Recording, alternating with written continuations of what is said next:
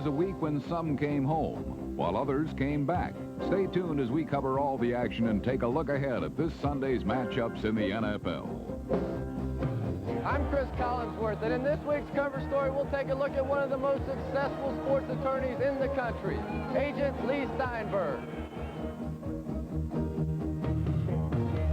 I was the NFL Rookie of the Year in 1967. Stay tuned later in the show to see where I am now.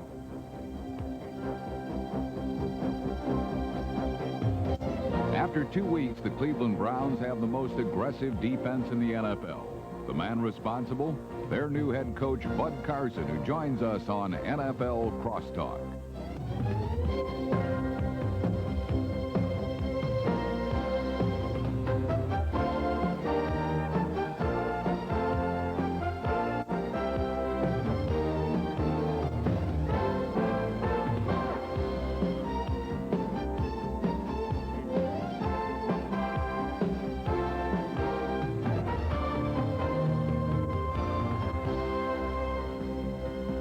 This is HBO's Inside the NFL, professional football's most informative hour, with your hosts, Len Dawson and Nick Bonacani.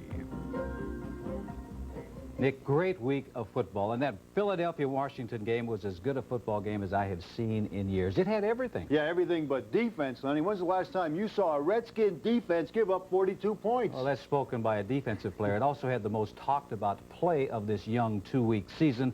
We're going to be showing our viewers that play, going into more detail a little later on in the show. But I mentioned just 2 weeks this young season, but it does not take Nick Bonacani long to formulate opinions. I know you have them. How about sharing them with us? Lenny, what strikes me is there are 3 teams that were virtually in a trash heap last year have shown marked improvement in the first 2 weeks of the '89 season. Tampa Bay Buccaneers, surprising defense, should have beat the 49ers and Joe Montana. And how about the Atlanta Falcons? Chris Miller, 2 good games in a row at quarterback. And the Green Bay Packers, what an incredible comeback. Boy, I agree, particularly that incredible comeback by the Green Bay Packers. I noticed you mentioned Chris Miller, the quarterback of Atlanta, but you failed to mention Don Majkowski, the quarterback of the Packers. I can understand that. The fans were all over his case. In the first game against Tampa Bay, he threw 3 interceptions. They lost that one.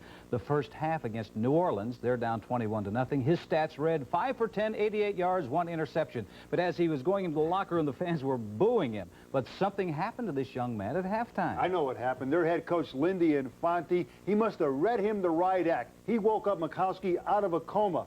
Well, I have to ask you a question. Have you ever been in a situation like Majkowski where in the first half you can't even hit the ground with a ball, then you come out the second half and you complete 18 passes in a row for a club record? In 19 years, I have never been involved in a game like that. I don't know if our viewers understand how difficult it is to complete 18 passes in a row when you start out red hot, let alone doing it after a very cold first half. That was unbelievable. Don Majkowski engineered one of the greatest comebacks in the history of the Green Bay Packers. But as you will see in our first segment, that's just one of 3 exciting come-from-behind victories registered when teams just kept changing that scoreboard. After bursting ahead of Dallas and breezing to an opening day blowout, the Saints turned their sights to Green Bay, where at first, local hospitality seemed as good as New Orleans' own home cooking.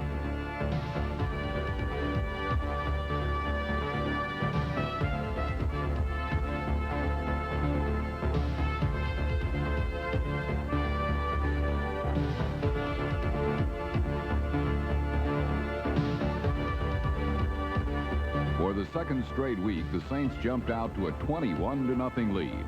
But momentum can be deceiving, and the Packers had a trick or two themselves. Here, the combined effect of 2 pulling linemen and a good play fake drew the entire Saints defense to the strong side of the field, and Ed West sneaked off to the weak side for the score. Before the Saints could get turned around, quarterback Don Majkowski had completed 18 consecutive passes, setting a Packer record and pulling the Pack to within 6 points. He then marched Green Bay 80 yards in less than a minute and completed the comeback. Here is Majkowski back to throw. Majkowski looking, breaking down, comes over the middle, touchdown to Sterling Sharp over the middle. And the Packers have taken a lead with 1:26 to go. For a novice, Majkowski handled his comeback with great aplomb. But for true style and last-minute victories, no man can match Joe Montana. Daunted by no deficit, Montana laughs in the face of defeat. And last Sunday in Tampa, a laugher was just what the 49ers expected. Soon, however, the defending champs came crashing down to the reality of a Buccaneer team that wouldn't buckle under. And Benny wants to go airborne. Into the pocket, throws it downfield, intended for, batted away. Caught football by Mark Carrier. Despite the officials' stubborn refusal to believe it, late in the fourth quarter, fate was pointing the Bucs' way. The play by Carrier, only seconds ago. You get a feeling that someone wants the Bucs to win this game. Testaverde with a one pump. Goes toward the far corner. He's open! Touchdown! Touchdown, Tampa Bay! With a 16-13 lead, the Bucs had one final chance to put the Niners away, and literally had the game in their hands. Cornerback Ricky Reynolds must have felt alone in the world. But as another of Montana's victims, he has plenty of company. Montana bootlegs, rolls toward his right. He's going to pump and take it in himself. Touchdown, 49ers with 40 seconds to go. Joe Montana does it again. Montana's football's answer to divine intervention. In Philadelphia, the Eagles think they've found the answer to their prayers, too. His name is Randall Cunningham. But 2 minutes into last Sunday's game in Washington, even he must have wished the Eagles had gone to church instead. From the 20, play action fake, little hitch, going up the sideline, got Gary Clark, he pulls it in at the 50, 40, 30, he's gone!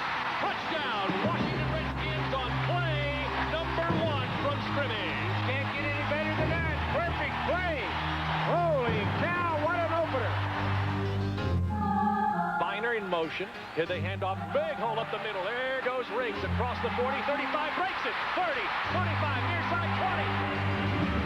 The 10, the 5. Touchdown, Washington Redskins. 2 plays, 2 touchdowns. Wow. This place is going crazy. They should. Washington led 20-0 in the first quarter, but Cunningham's confidence never wavered. Mike Quick's circus catch set the tone for an unlikely Eagle comeback. You get the feeling, Stan, this may be a strange afternoon. Cunningham is back. He's loading up. He's being chased. He starts to roll. He puts it in the air. Complete for a touchdown to Keith Jackson. And there is Mike. The Redskins were unraveling. Here, guard Russ Grimm picks up a safety blitz, but leaves Jerome Brown a free path to the passer. Rippon is back, being hit. From fumbles, the football is loose. The Eagles are after it. Brian Ray Waters picks it up, stays on his feet, and is tackled at the Redskins' 42-yard line. What a play there. And I think the Redskins got to be thinking, uh-oh, we're in a shootout now. In the fourth quarter, the Eagles closed the gap to 30-28. Cunningham back. He's looking. He floats it into the end zone. Touchdown! Chris Carter! Jubilant as he catches the ball from Cunningham. Well, you got a game now, let me tell you. Finally, the Redskins readjusted. They anticipated the safety blitz and isolated Art Monk one-on-one with cornerback Eric Everett for a touchdown and a 37-28 lead. But that was the final moment of reason before a frantic sequence of plays that defied logic, gravity, and especially belief. And the Eagles need 2 scores in the last 3 minutes and 6 seconds. Cunningham floating it for the end zone, leaping and coming down with the football and in for a touchdown. And they say it was Quick. Quick and Carter. It's 37-35. The Redskins are leading with 1:48, and then they're going to run out the clock. Here comes Riggs, turns the corner, 25, 30, he's gone unless they catch him, 50, 40, he's down to the 30, the 25, he's knocked out of bounds, wrap up the ball game.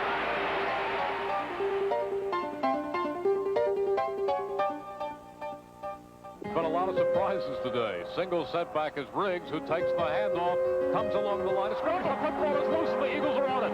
It's recovered, and coming up with the football is Al Harris. And now here's Hopkins is coming down the sideline. Hopkins with the football. He's going to go down the sideline.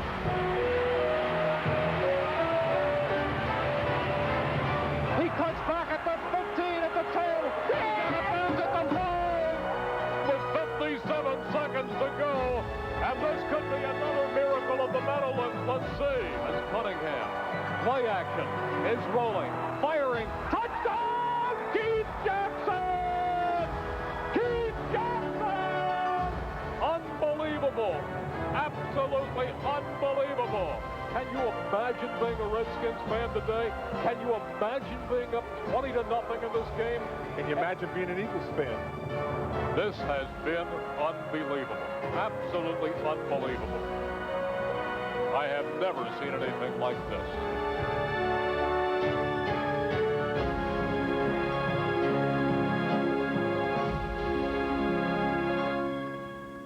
Boy, what a comeback. Randall Cunningham, you are a superstar, the most electric player in the National Football League. He's putting the Eagles' names in lights. Tell you what, Lenny, he put the Redskins' lights out. They lost 2 games, both in their division. Randall Cunningham, Superman. He's the new one, and he is performing superly, but he would have never had the opportunity to pull that game out if Mr. Riggs had not fumbled late in the ball game to give him that opportunity. That play has been talked about all week long. I think it's time now to put to rest the fact that the officials, yes, indeed, made the correct call. Here it is in slow motion. Lenny, look at this. Riggs does not protect the football. Here it is. It comes out. It's laying there. Al Harris said, hey, a gift from heaven. I'm going to go jump on that baby, and he does. Warren, number 85. If he had just reached over and touched him there, he couldn't have gotten up and run. Wes Hopkins, his teammate, comes over, and he's going to strip his own teammate Al Harris of the football. Now, that's a strip, and that's not a lateral. So, therefore, the official's call was the right one, and Hopkins goes up the sideline and makes as many yards as he can. And bad luck for Washington. Hey, listen, that play is over. But the thing is whether or not Gibbs should have had Riggs carrying the football, or should have Mark Rippon just fell on it and run the clock out? No, Riggs is a man. After all, he had a super day, 221 yards rushing with the football. The problem was, as you said, he did not protect the football. I know this. A quarterback in a situation like that, the last thing he says when everybody leaves the huddle, he speaks to that running back and he says, protect the football. Don't worry about getting that extra yard. Unfortunately, Riggs is going to be known for that fumble instead of the great afternoon that he had. But these teams are not through. They're going to meet Week 10 in Philadelphia. That should be some kind of reunion. Well, there were reunions every week in the National Football League. As a matter of fact, we'd like to show you 3 of them that occurred this past weekend. Once the magic has gone out of a relationship, it's time to hit the highway. But sooner or later, every prodigal son comes home. Only no matter how humbly one returns, not everyone is so forgiving.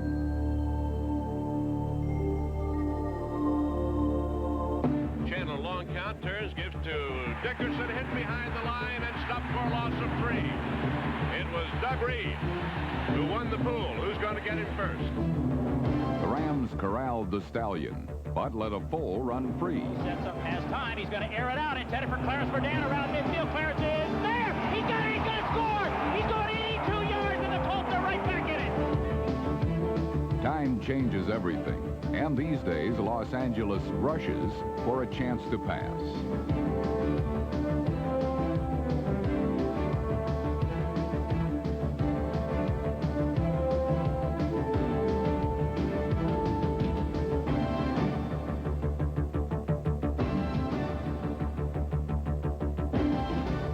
Together, Jim Everett and Henry Ellard let a former Ram know just how much he's missed. While not many in L.A. may hold Dickerson in high esteem, Atlanta still has fond memories of former Georgia Bulldog Herschel Walker, although the Falcons paid him little respect.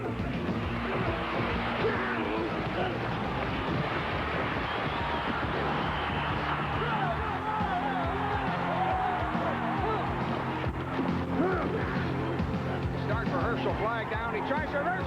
He fumbled the ball. It's rolling around. A Falcon picks it up. Watch a penalty. We got a man going in to score. Bobby Butler's going in to score. I know that's a fluke, but we got it. Focusing too much on the running back made Atlanta forget who was playing quarterback. Rafferty back to Aikman on the shotgun. Rafferty fires down the middle, and it is complete on our 45. And there goes Michael Irvin, and he's going to score.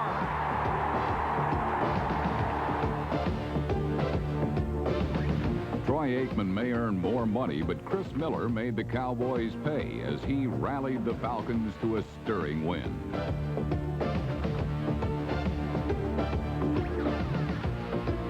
We're still 1 point down. Toss sweep. Settle, cutting Settle, touchdown. The stadium is rocking.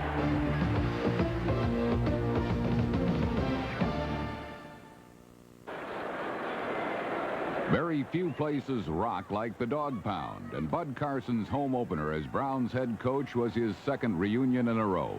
After defeating former boss Chuck Noll in Week 1, Carson squared off with his most recent boss on Sunday, good buddy Joe Walton. Yeah, don't worry about it. They interpret a lot of things. Those things are all, you're learning what they like. Okay? Good luck, Bud. A week before, the Browns' defense looked invincible, but it did not take Walton long to find a chink in their armor. Up to Vick on a drop play, big gaping hole up the middle. He's going to go all the way for a touchdown. Roger Vick on a gaping hole up the middle, and the Jets draw first blood today.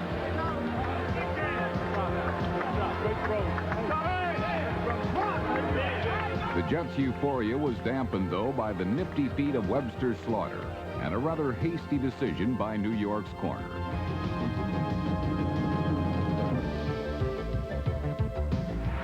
Slaughter wide open, got the ball at the 10. 5, touchdown!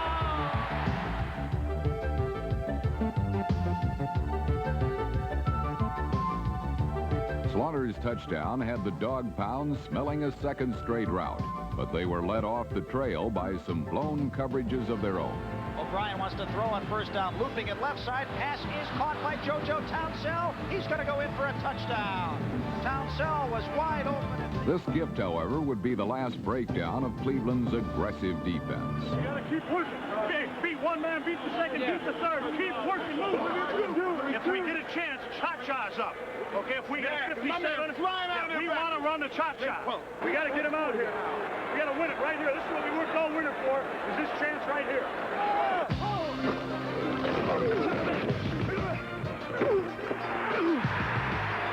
Coming your way, Bubba! Here we go, Obi! Let's go, Obi! 3 sacks and 4 interceptions ended the Jets' threat, and a 24-point second-half barrage put the game away.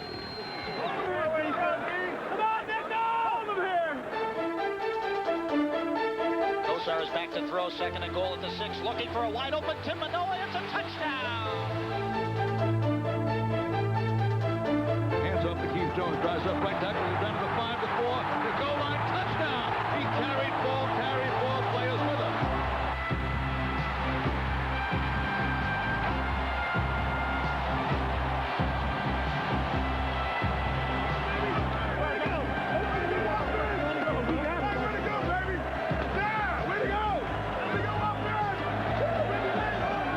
Cleveland is 2-0 for the first time since 1979, but the Browns players realize how much this win meant to Carson.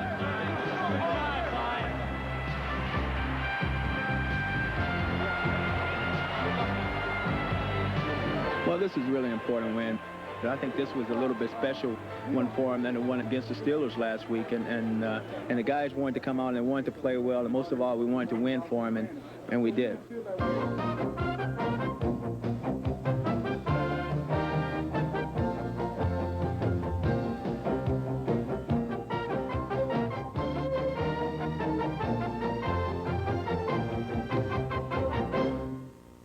Bud Carson is 2-0. Joe Walton is 0-2. Jets fans must be asking the question, is the wrong man coaching their team, particularly when you take a look at the play of the defensive units.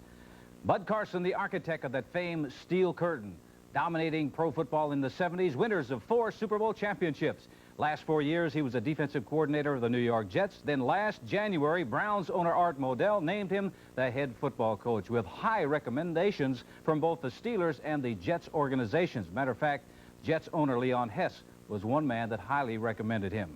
Bud Carson now joins Nick on NFL Crosstalk. Nick? Thank you, Lenny. Bud Carson, thanks very much for being with us, taking the time. Bud, you're 58 years old. You're known as a defensive genius. You, Bill Arnsparger, Joe Collier, the deans of defense in the National Football League at one time. But what took you so long to get a head coaching job in the NFL? Oh, who knows, Nick? It's been a lot of things, I'm sure. Each year I used to try to find a reason why, but the important thing is I did get it, and I'm happy to be here, and so far I'm having a good time. But what is the difference between being an assistant coach, now you were an assistant coach for many, many years, and a head coach? The biggest problem, I think, I've been an assistant so long, it's hard to get out of the habits that you get in as an assistant football coach, particularly if you're a defensive coordinator. I'm trying to run what I know best, work mostly from the defensive side of the ball and let the offense do their thing. I know I wanted to be let alone do my thing when I was when I was a defensive coordinator. So really, there's not a heck of a lot of difference for me. I'm doing basically what I've done in the past, plus I'm trying to oversee the overall philosophy of the offense and the kicking game. But no one man can do it all, no matter when a head football coach either deals with the offense or he deals with the defense. There have been some people like George Allen that dealt strictly with the defense, and really that's what I'm trying to do. Do you think Art Modell and the league got together to arrange the schedule here for 1989? Because the first two teams that you played, the Pittsburgh Steelers and New York Jets, both your old teams. Yeah, I don't know about that, Nick. That well could be, but they were two emotional games for us. It seems like my whole coaching staff's from Pittsburgh, so that was an emotional game for us. We have a couple here from New York, so there's always something special about it. Now we got Cincinnati coming up, and that's the interstate rivalry, plus a lot of people here that are genuinely pumped up about that because Cincinnati was in the Super Bowl last year. When you talk about the Cleveland Browns defense, they say that the transition was from one of a react and wait to one of swarm and attack. What do they really mean by that? We decided to take the chance and go to a four-man line, and we wanted to first be a team that could rush the passer. Our whole objective was not to be a reading team and then come third down, try to take those same people that were reading and try to turn them into pass rushers. We preferred to try to do it the other way. We'd get off quick, penetrate, be a penetrating type of defensive football team that could that if it was pass would have a jump and would be able to be a better pass rusher with that type of scheme than they would have been with the two-gap scheme. We're going to give some things up by overplaying. We're going to give some traps up. We're going to give a lot of things up. But in the long run, we think we're doing the things that will allow us to do what I think is most important, and that's rush the passer. The Kevin Mack situation, the running back, he had some personal problems and with drugs, and he's been suspended until the fourth league game. I know the players and the team have rallied around him. What is your personal feelings about the Kevin Mack thing? Well, Kevin Mack is first of all, there's hardly anyone that doesn't love the guy. Has such a great personality. He's just an outstanding person. It's hard to believe that he's had the problems that he's had, but I'm sure he's going to come back from those problems. He's been through rehabilitation. He goes through counseling now. The guy is doing whatever he can do to get back on the right track, and I'd like to have him now here as a football player. We don't, but fortunately, this is the last game we'll have to play without him. We'll have him back the week after Cincinnati, and it's going to obviously help our football squad. Kevin Mack has got tons of talent, in my opinion. Now, for a big man, I've never seen a man his size that has the athletic ability that he has, and I'm hoping that down the stretch he's going to be a big factor. Bud, this week you go to Cincinnati and they call it the Jungle, playing against Paul Brown's team, and we all know the rivalry between Art Modell and Paul Brown. What do you look for going into Cincinnati? Well, I think we'll find out what kind of football team we are. We're not really sure. We know Cincinnati's a great football team. They proved it last year. They've got all their guns, all their weapons. They've got a great football coach. We're not sure exactly where we stand. We're going in there and try to find out. Congratulations, Coach, on the first 2 weeks of the season, and best of luck for the rest of the year. And like they say, this bud's for you. Lenny? This bud's for you. You're ever the marketing man, aren't you? Well, I'm sure that Bud Carson, would be the first to say that the reason the Browns are winning is not so much because of what he's doing, it's because he inherited some talented football players. And if he continues to get some talented players, he'll undoubtedly be talking to the subject of this week's NFL cover story. Lee Steinberg, known as a $1 million agent, as reported by our newest correspondent making his debut, Chris Collinsworth.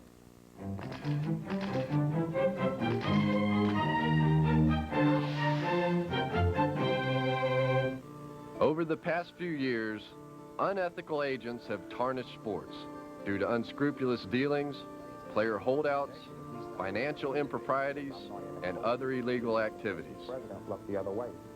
But out here on the West Coast, where everything seems to be just a little more laid back, there's a man who's trying to change that image. They call him the quarterback's agent with the personal touch. Sports attorney Lee Steinberg. He represents only 80 athletes, has a clientele turnover less than 5%, is one of the NFL's top agents, and this offseason signed Moon, Wilson, Eason, O'Brien, and Aikman to multi-million-dollar contracts, but curiously and routinely turns down marketable prospects. If what attracts you in life is fancy dress and a lot of jewelry and a synthetic cosmetic lifestyle, we probably are not going to share a lot in common. But if you're real interested in building friendships and developing second career and long life plans, and if you want a partner and a counselor and a friend in those processes, then I think we'd have an exciting relationship. Perhaps it's this approach that has led to his success and respect throughout the NFL. Lee's a down-to-earth guy who straddles his time between 3 West Coast offices.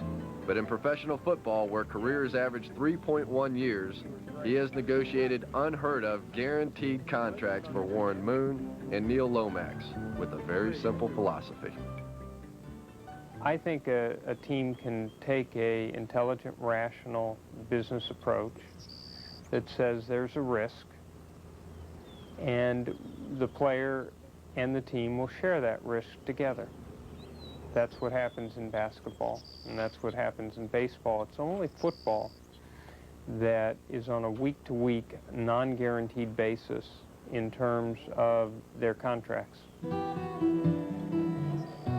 The 40-year-old Steinberg, who's been in this profession for 16 years now, is a powerful man who has created an art in straddling that fine line between the NFL owners and his players.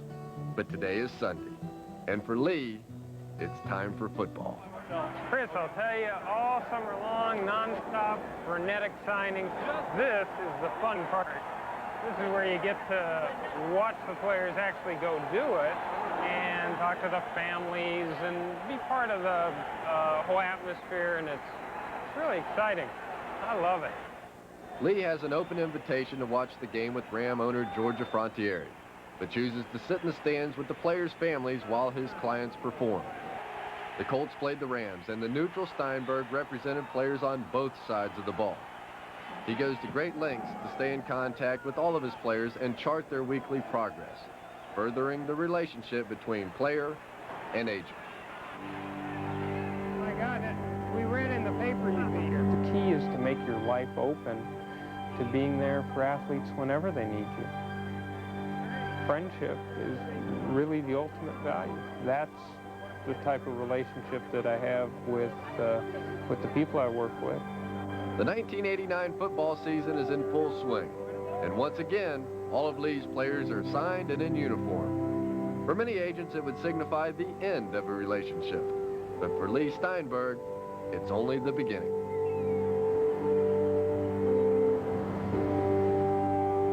I don't know Lee Steinberg real well, but every once in a while I get a call from players and they ask me, who is a reputable agent and who would you recommend? Lenny, I always have Lee Steinberg on that recommended list. He could be very selective, too. You know, of the 35 players this year that asked Lee to represent them. He selected just 7.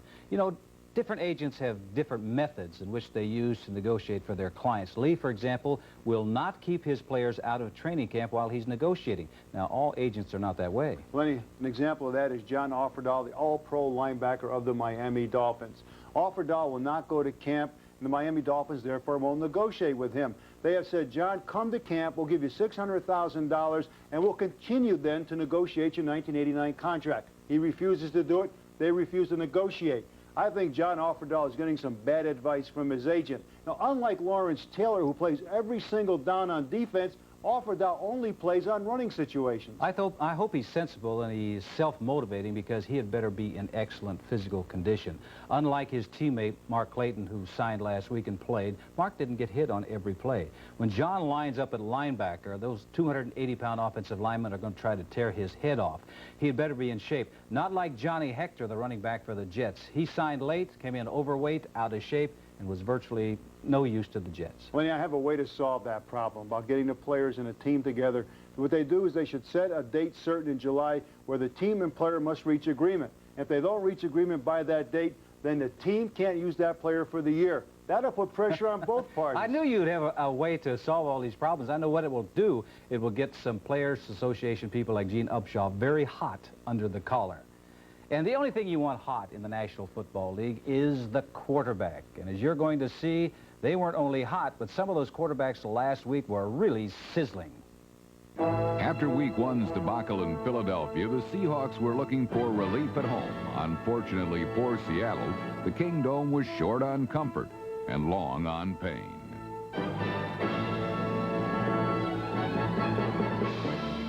And the pain came from a most unlikely source. Hogeboom setting up to throw, looking, throws up the field. Green is open. He's got it at the 30. He's to the 20. 10, looking back and taunting as it goes. Hogeboom threw 4 touchdown passes, 3 of them to Roy Green. Hogeboom on a quick snap, back to throw, setting up, throwing up the middle. It's complete to Green. He's got it at the 30. He's down to the 20. He's to the 10. Hogeboom proved his worth as a starter, and Green proved that there's plenty of life in those old bones. Down in San Diego, Jim McMahon was hoping to work the kinks out of the Chargers' young attack. He found a smooth connection with wideout Anthony Miller, hooking up 7 times for 162 yards.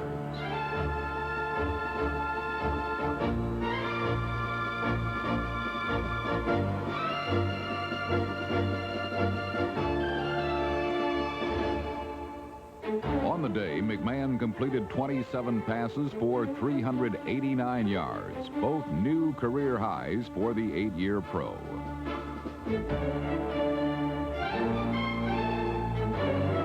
McMahon, quick drop, pump fakes left, is going to run. Now rolls to the right, looking for a receiver, throws to the back of the end zone, touchdown! But it was an old Chargers problem which tipped the balance in the Oilers' favor.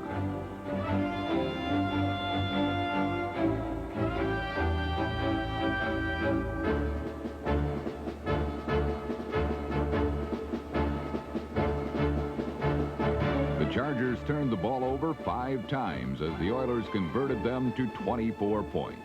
They give it. Alonzo Highsmith, strip ahead, pounds to the 10, to the 5, into the end zone. Touchdown, Houston Oilers. Moon and his offense carving up the Charger defense. Houston's 34-27 win didn't come easily, though. Remember, this is the NFL, where only the hits are free. If this trio of Patriots defenders looks as though they're lost somewhere between Valley Forge and Massachusetts General, it was nothing compared to how the Patriots lost track of Miami defensive end Jeff Cross.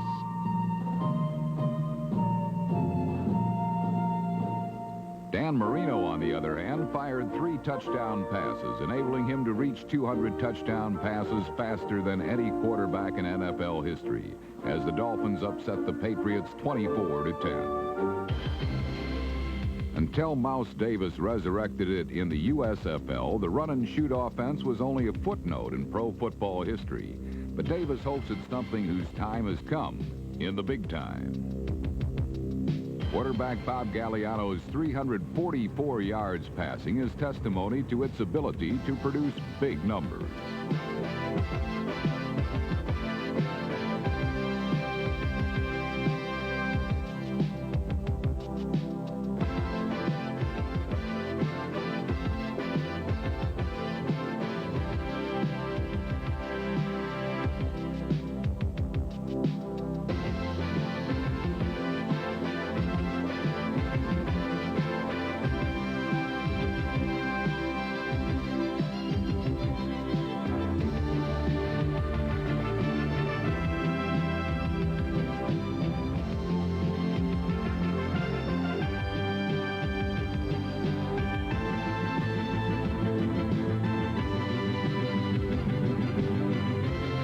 But even a traditional pocket passer knows the only numbers which count are the ones in the one lost column.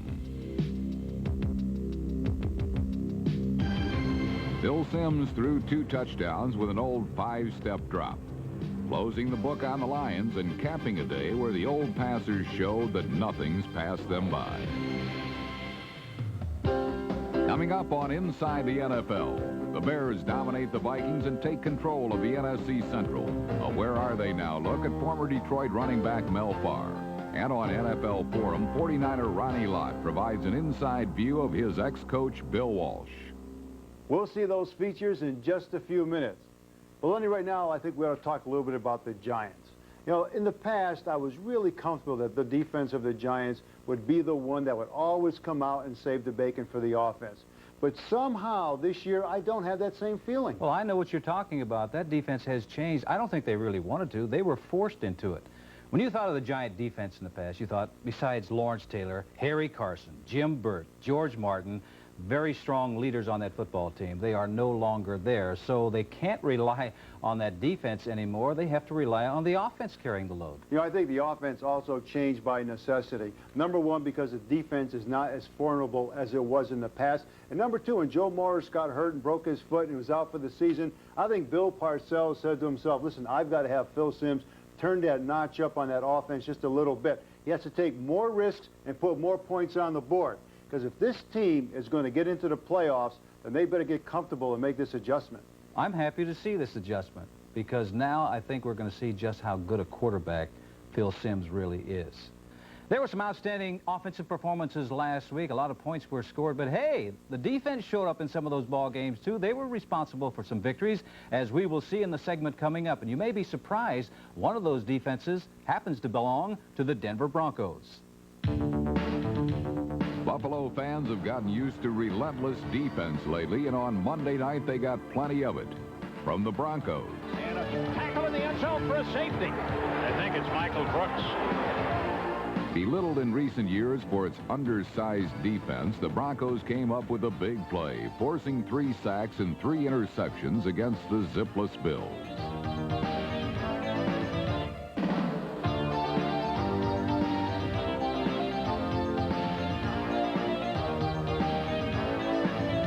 Continues the count. Again wants that quick throw, and this time it's intercepted Braxton. 40, 30, tackled and pulled out of bounds by Kennebrew. Bills fans were looking for a win to quench their thirst after a ban on beer in Rich Stadium. But on this night, it was the Broncos who drank from the loving cup. The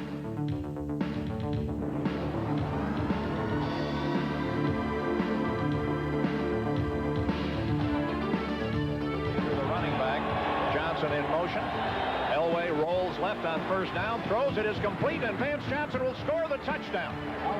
And when Buffalo's first Monday night party since 1984 was over, it was the Bills who had to swallow a 28-14 defeat.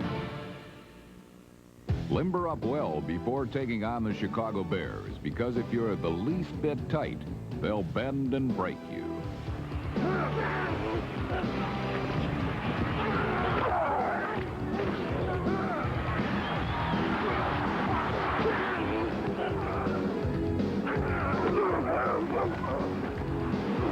Minnesota exercised poor judgment running against Chicago. But when Wade Wilson went to the air, the results were even more grisly for the Vikes.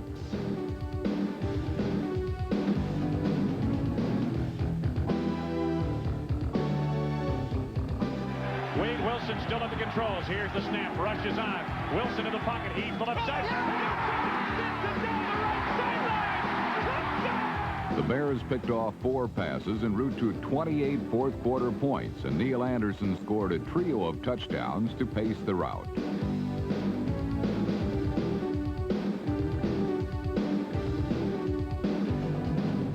Chicago finds itself in a familiar position after just 2 weeks, alone atop the NFC Central. In an unfamiliar position Sunday was the Chiefs' new mascot, KC the Wolf. But while the friendly KC was rallying his pack, the big bad Raiders were ready to blow the Chiefs' house down. Raider four-man front. Direct snap on the shotgun. Way down the field, a long pass intended for Thomas, intercepted by McElroy. Here's the snap, crowd making a lot of noise. Here comes a blitz. Here's the throw to the end zone. Touchdown, Fernandez. Fortunately for KC, another Chief made his home debut Sunday, AFC Defensive Player of the Week, Derek Thomas.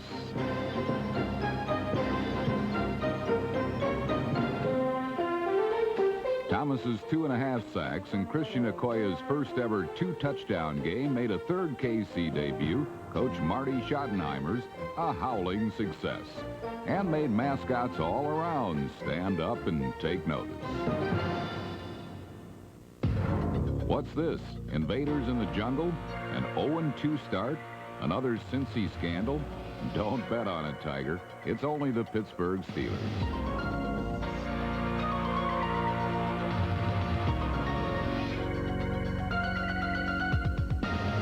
For the second week, Bubby's boys were buried, but Boomer and his Bengal bunch rebounded from a Week 1 loss to amass 520 total yards.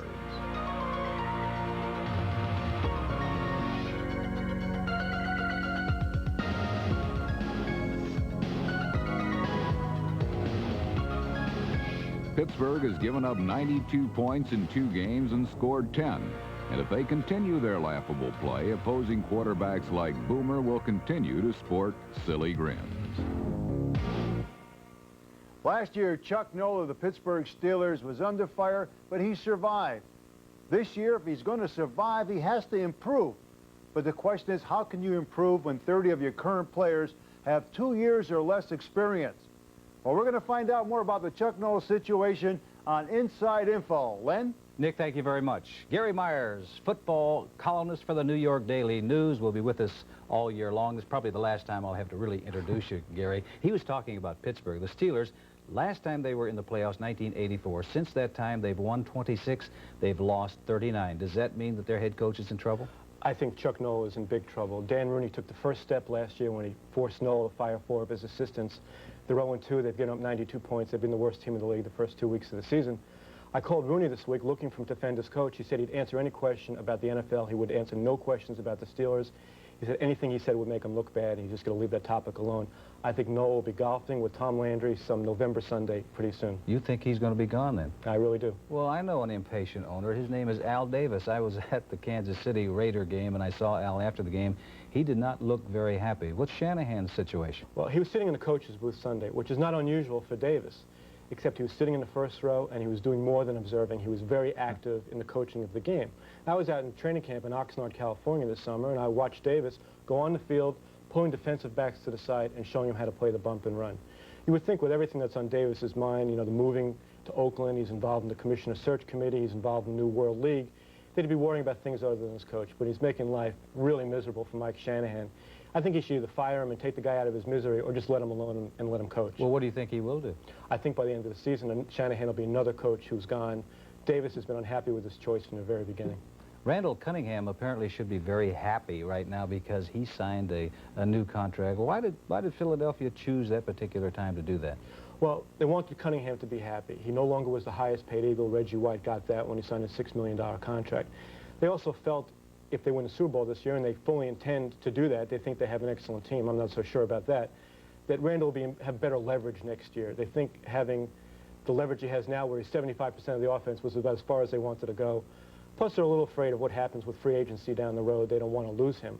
I think it's ridiculous. The guy hasn't won a playoff game yet. He's a great player, but he hasn't won a playoff game. Evidently, you never played quarterback, Gary, because they're paying Troy Aikman a bunch of money. He's never won a game with them yet. What are some of the other stories that you've been following? Well, there's a lot of talk among the owners about going to an 18-game regular season, reducing the preseason from 4 to 3 games, which will give them more television money, which will make the networks happy. The players will begin to renegotiate contracts, of course, if they increase 2 more games. I don't know how they can pay much more money. The guy that's making all the money right now is Tony Mandridge with Green Bay. How's he been doing? Well, you think for $4.5 million, the guy would be playing the most important position on the offensive line, which is a quarterback you know is left tackle. He protects the quarterback from the blind side. But they moved Mandridge from left tackle to right tackle last week. He was not doing well in practice. Sunday he'll play for the first time against the Rams, being short yardage and goal line. But he's been a big disappointment so far. What about this story with Otis Wilson with the Raiders kept firing him and then rehiring him. Otis Wilson's going to announce his retirement next week. It's really a sad story. He hurt his knee playing for Chicago last year, and he signed as a Plan B free agent with the Raiders. He signed for $550,000. They cut him once, brought him back for $350,000, and he was starting. They cut him on the day he was with his wife at the hospital. She was giving birth to their third child. Shanahan tracked him down at the hospital. Was it a boy or a girl? It was a girl. I wonder if it had been a boy, what would they have named it, Mike? Probably not. Gary, thank you very much for your information. Looking forward to see you again next week. Thank you. Nick, let's go back to you. Hold it, 1 minute. Did I hear you guys right? And they said that Otis Wilson got cut in the maternity ward? Well, you know you cannot hide from the Turk, Nick. Well, I'll tell you what, I hope he has a job outside of football. Because one of my great concerns is, are players prepared to live without a life of football? Well, in our Where Are They Now segment, we're going to take a look at a man who prepared early in his football life to live without football. He is Mel Farr, former running back of the Detroit Lions, who teaches us that hard work can certainly bring success.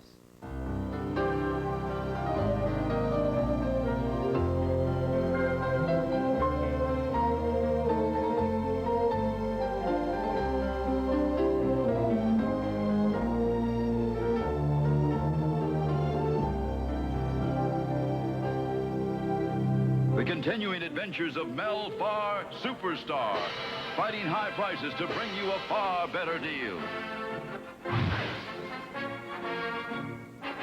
Greenfield and 10 Mile. Back in 1980, when I first started doing commercials on TV, and it was out of pure desperation. I mean, I was going bankrupt. Business went sour. I was selling Fords. We did not have any of the fuel-efficient automobiles that the consumer was looking for. Interest rates was at 22%, and I was a young black businessman in Oak Park, Michigan. It was very, very difficult. Mel Farr was Detroit's #1 pick out of UCLA in 1967 and became Rookie of the Year. He was to take the Lions to that next step after years of mediocrity. He was big, strong, fast, and had the gritty determination to succeed regardless. He played with pain. Injured throughout his short yet successful career, he played the game like he lived his life, always prepared. I had an injury in my second year in the NFL, and it was a knee operation. And I wondered, I said, you know, if that would have been my last day on the football field, what would I do to take care of my wife and my family? So I went out and I got me a job at Ford Motor Company on crutches and decided that I wanted to learn something other than how to play football. By setting goals and objectives then, Mel Farr today has capitalized on his football name in the Detroit area by owning 3 full-service automobile dealerships and employing over 300 people. I spend a lot of time teaching and developing my personnel. My job as an ultimate manager is to get more out of them than they think they have to give. They're going to hate me for it initially, but in the end, they're going to love me for it. It's a team effort. So if my people are better, I have a priceless advantage over my competition. Though business success and future growth consume Mel's life, he always finds the time, as he did during his career, to help the community that has supported him for 22 years. I think going back into the community and to see those little smiling, pretty faces out there, you can't help but your heart go out, and because you know they're facing a big, big, strong uphill battle. There's also an economic battle that Detroit is tackling, and Mel has reaped its reward. But it is his private life that he cherishes most. A family man with 2 sons, both All-Americans from UCLA, and 1 daughter. Mel has said he's built half his home from football and the other half from Mel Farr Ford. Though he never had the opportunity to display his football talents to their full potential, Mel can now show the world his full potential in business. I'm an ex-athlete who's done fairly well after he's left the game, especially being a black athlete that most people think that all we can do is run up and down the football field and score touchdowns and sack quarterbacks, but